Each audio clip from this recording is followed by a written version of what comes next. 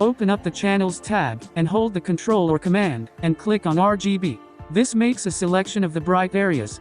To invert selection, come back to Layers, and then press Ctrl plus Shift plus I, or Command plus Shift plus I, and then press Ctrl or Command plus J. This makes a copy of whatever is selected.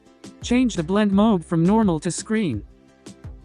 Create a negative mask by holding Alt or Option and click on the Mask button.